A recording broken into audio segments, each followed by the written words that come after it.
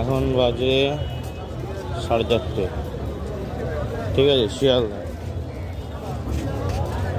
শিয়ালদায় 4:30টার সময় কত ভিড় দেখো,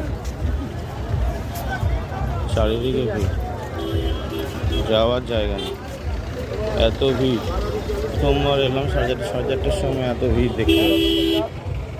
হ্যাঁ, এখন হচ্ছে এই ভিড় ক্রস করে বাসে উঠবো।